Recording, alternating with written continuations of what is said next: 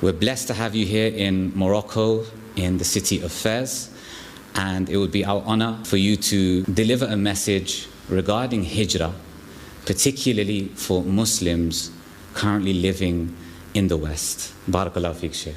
If you are also living in a place where your fate is being threatened, that security, not your physical security, but the security of your fate and that of your family and your children, then as well Hijrah becomes incumbent. And modern Western civilization is not only a godless civilization, it is not only a decadent civilization, but it is a civilization with magnificent powers of deception.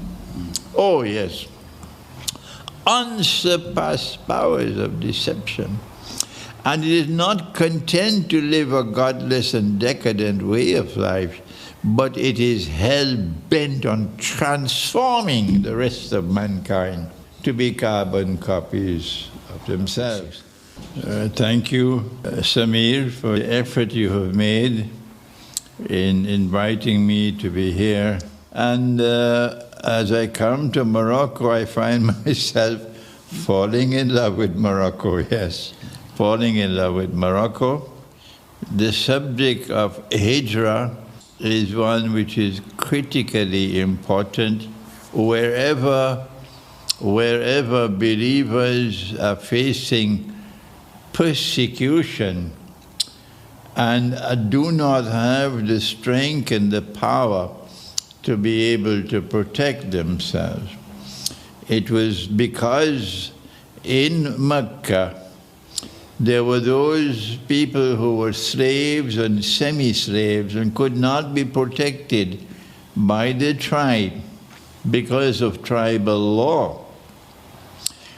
And they were being persecuted and being killed, that our Prophet, Allah's blessing be upon him, set the example of Hijrah. And he asked them to migrate to a Christian country, Abyssinia. And they went to Abyssinia, and Ja'far, the son of Abu Talib, radiallahu ta'ala anhuma, who is not a slave, not a semi-slave, but he probably was sent there to be a leader of their group. And the negus of Abyssinia provided them with security. Similarly, when Nabi Muhammad alayhi salatu wasalam, his uncle Abu Talib, died, and the new head of the tribe of Banu Hashim was Abu Lahab, who was his uncle, but who was very hostile to him. And the tribe would no longer give him protection, and his life was in danger. Then he and the entire community of Muslims, they made Hijrah to the city of Yathrib in the north, which is now renamed as Medina. Nabi Ibrahim alayhi salam, when he destroyed the temple, the idols in the temple, and they built a fire for him and they threw him in the fire. But Allah saved him. He could not continue to live amongst them. And then he made Hijrah with his nephew Lut alayhi salam to a land which Allah has blessed for all of mankind, the Holy Land. So we see the example of Hijrah.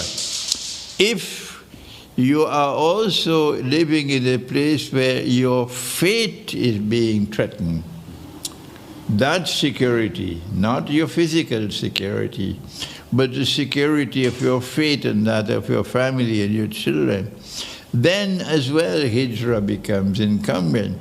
And modern Western civilization is not only a godless civilization, it is not only a decadent civilization, but it is a civilization with magnificent powers of deception.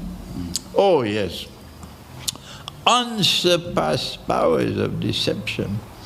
And it is not content to live a godless and decadent way of life, but it is hell-bent on transforming the rest of mankind to be carbon copies of themselves. So if you are living in the West, you are Moroccan, but you left Morocco because of the British pound, and you went to live in Britain. Or you left Morocco because of the euro, and you went to live in France and in Belgium. You're going to lose your children. You're going to lose your grandchildren. When they come back to visit Morocco, they say, I can't live here. I can't live here. I want to go back home, because France is heaven and Morocco is hell. This is the transformation that takes place. And so Hijrah is incumbent, not just when your physical life is threatened, but when your faith is also threatened. And finally, Sheikh, the dream that you mentioned to me. Well, the Suatu Kahf of the Quran must be recognized as the surah, as the French say, par excellence of Akhir Zaman. Because amongst the major signs of Akhir Zaman are Gog and Magog, and Gog and Magog are located in Surat Al-Kahf.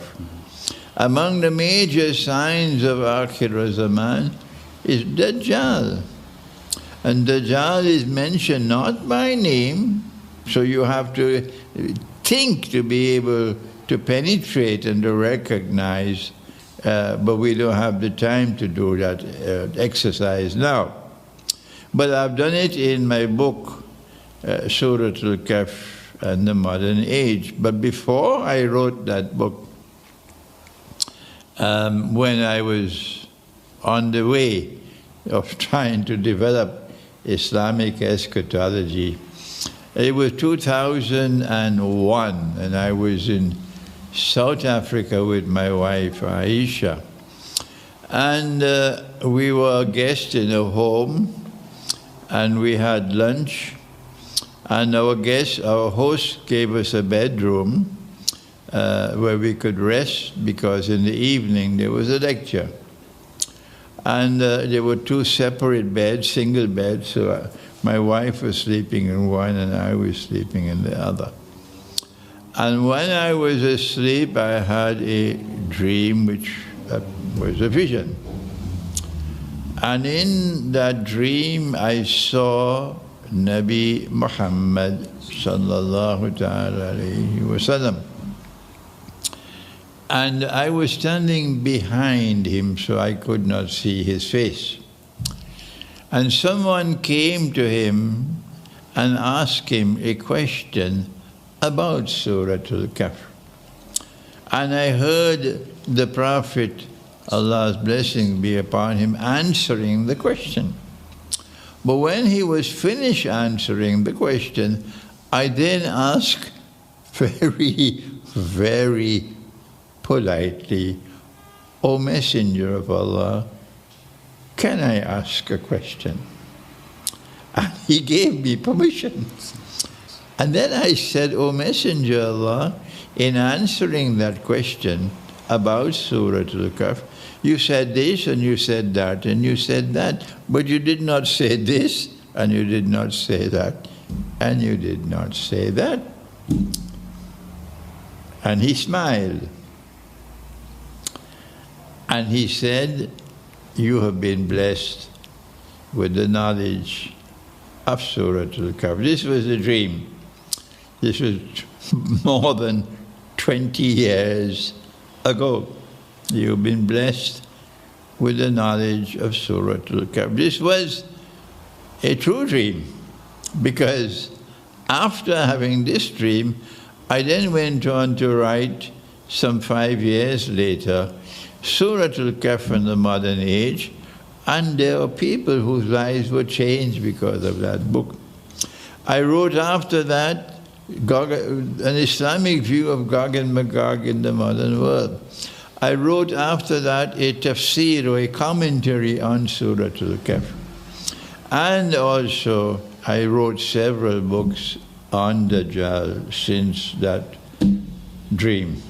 I hope that you come back to Fez, inshallah, again and again. The people here really love you.